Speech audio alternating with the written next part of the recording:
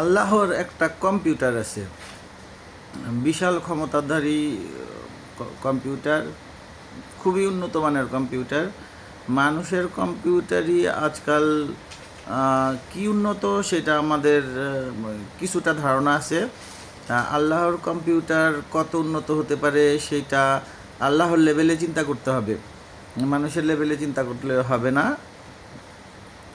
তো আসেন এই কম্পিউটারের ধারণা কোথা থেকে আসে সেইটা একটু বোঝার চেষ্টা করি। প্রথমেই আমি বলতে চাই যে আমাদের প্রিয় নবী হজরত মুহাম্মদ সাল্লাল্লাহু আলাইহি সাল্লামের কাছে যে প্রথম যেই আয়াতগুলি আসে সূরা আলাকের 1 থেকে 5 নম্বর আয়াত, সেই আয়াতে আল্লাহ বলেন যে পড়ুন আপনার প্রভুর নামে, যিনি সৃষ্টি করিয়াছেন, যিনি শিক্ষা দিয়েছেন কলমের মাধ্যমে। তিনি শিক্ষা দিয়েছেন যা আপনি জানতেন না। এইখানে আমরা কলমের ধারণা পাই। আবার সূরা 13 নম্বর সূরার 38-39 নম্বর আয়াতটায় একটু পড়ি। কোনো রাসূলের এমন সাধ্য ছিল না যে আল্লাহর নির্দেশ ছাড়া কোনো নিদর্শন উপস্থিত করে, প্রত্যেকটি ওয়াদা লিখিত আছে। 39 নম্বর আয়াতে আল্লাহ বলেন, আল্লাহ যা ইচ্ছা মিটিয়ে দেন এবং বহাল রাখেন, এবং মূল গ্রন্থ, আল্লাহ কোরআনে উম্মুল কিতাব বলেছেন, মূল গ্রন্থ তার কাছেই রয়েছে।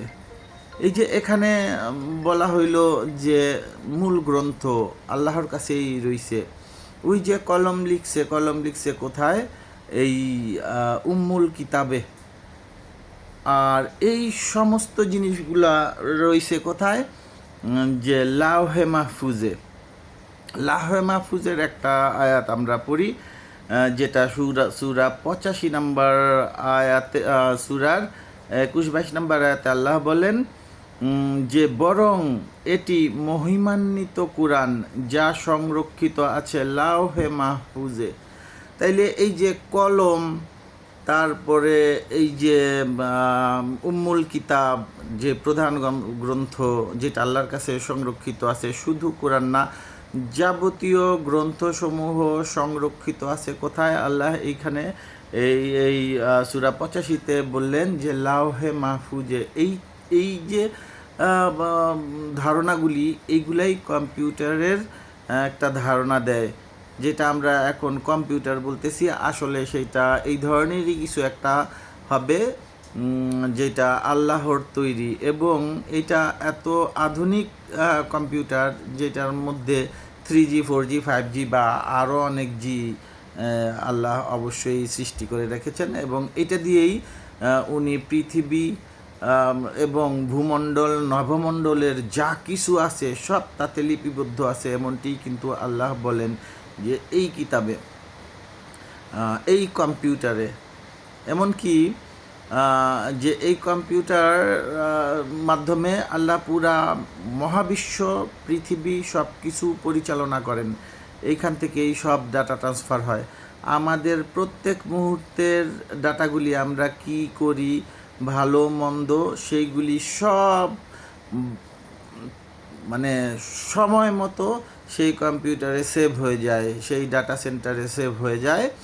এবং আল্লাহ এরকমই বলেন যে হাসরের ময়দানে আমরা সহ আমাদের যেই আমলনামা, এই যে ডাটাগুলি যে ট্রান্সফার হইল, সেইগুলি আমাদের সামনে থাকবে, এবং আমাদের কাজগুলিও আল্লাহ বলছেন যে আমাদের ভালো এবং মন্দ কাজগুলিও আমাদের সাথে সেখানে উপস্থিত থাকবে। সেই কাজগুলি উপস্থিত থাকবে কিভাবে? ওই যে কম্পিউটার 3D 4D বা হয়তো 20G এর মাধ্যমে ভিজুয়াল করে আমাদের সামনে উপস্থিত আল্লাহ করে দিবেন। এবং হাশরের ময়দানে কিন্তু বিচার সবার একসাথে হবে না, পার্সন টু পার্সন, প্রত্যেকজনকে আল্লাহ ডেকে ডেকে তার হিসাব নেবেন। এবং আল্লাহ বলেন যে এই হিসাবের জন্য আমরা নিজেরাই যথেষ্ট হব, আমাদের বিচারের জন্য।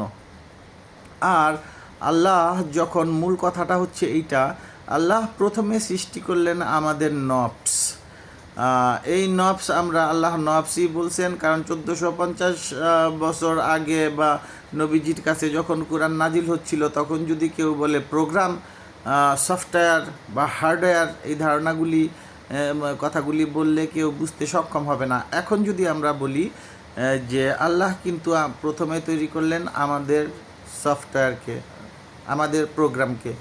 এই আমি একজন প্রোগ্রাম, আপনি একজন প্রোগ্রাম, পৃথিবীর আদি থেকে অন্ত পর্যন্ত যা আছে সব এক একটা প্রোগ্রাম আল্লাহ তৈরি করলেন। ইভেন আপিপ্রা ইজ এ প্রোগ্রাম, আ গাছ ইজ এ প্রোগ্রাম তৈরি করলেন। তৈরি করে সেই কম্পিউটারে আল্লাহর তৈরি সেই বিশাল পাওয়ারফুল কম্পিউটারে ঢুকাই দিলেন, ঢুকাই দিয়ে এটাকে রান করে দিলেন।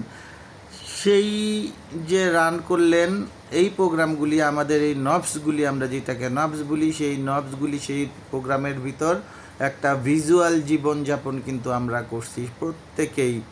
আদি থেকে অন্ত পর্যন্ত যতগুলি মানুষ আসবে সবাই আমরা এই সেই আল্লাহর কম্পিউটারের ভিতর সেই ভিজুয়াল প্রোগ্রামে আমরা একটা জীবন কাটাইছি। এবং সেখানে হাশরের ময়দান ছিল, সেখানে জান্নাত জাহান্নাম ছিল। জান্নাত জাহান্নাম কেন ছিল, হাশরের ময়দান কেন ছিল, এইটা কোরআন থেকেই আমি বলতে পারি যে আল্লাহ ওই হাশরের ময়দানে জান্নাতিরা কি বলবে, কিভাবে আল্লাহর শুকরিয়া আদায় করবে, জান্নাতিরা জাহান্নামীদের সাথে কথোপকথন করবে, কি কথোপকথন করবে, সেইগুলো কিন্তু আল্লাহ কোরআনে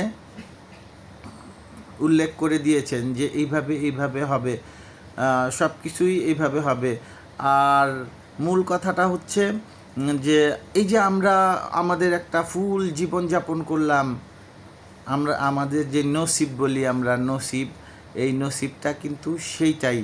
এই যে কম্পিউটার সেই আমাদের পুরা জীবনযাপন লিপিবদ্ধ করে রাখলো, আমরা কি বলি, কি খাই, কতটা নিঃশ্বাস নেই, কবে মৃত্যুবরণ করলাম, কবে বিবাহ করলাম, কয়টা সন্তান হলো, এভরিথিং সেই কম্পিউটারে আমরা যেই লাইফটা লিড করছি সেইখানে সুন্দরভাবে লিপিবদ্ধ আছি, যেইটাকে আমরা ওই যে নসিব বলি। বিধান আর কি, বিধান, যে বিধান, বিধির বিধান না যায় খণ্ডন, কথা আছে না, এই বিধান, আমাদের যে বিধান আসলে নসিব টসিব কিছু না, এটা আল্লাহর লিখিত কোনো কিছু না। এটা আমরা যেই জীবনটা যাপন করেছি সেইটাই সেখানে লিপিবদ্ধ করা আছে, লিখা আছে, স্টোর করা আছে, সেভ করা আছে। এবং সেটাই আল্লাহ বলেন যে আমার জানার বাইরে কিচ্ছু না। আল্লাহর কাছে জানার বাইরে তো কিচ্ছু থাকবেই না, উনি তো সব কিছু আগেই দেখে নিয়েছেন এবং সেইভাবে লিপিবদ্ধ করাই আছে। আল্লাহ শুধু সেটাকে এক্সিকিউট করে দিয়েছেন আমাদের জীবনে, যে ঠিক আছে তোমরা এইভাবে চলতে থাকো। আমি আল্লাহর কম্পিউটারের এই ধারণাটা আজকে দিলাম এই কারণে যে আমার সামনের ভিডিওগুলোতে আমি যখন নফস সম্পর্কে আলোচনা করব বা আরও অন্যান্য বিষয় সম্পর্কে আলোচনা করব তখন আপনাদের বুঝতে সুবিধা হবে। আশা করি বুঝাইতে পারছি, কম জ্ঞানে কম কথায়।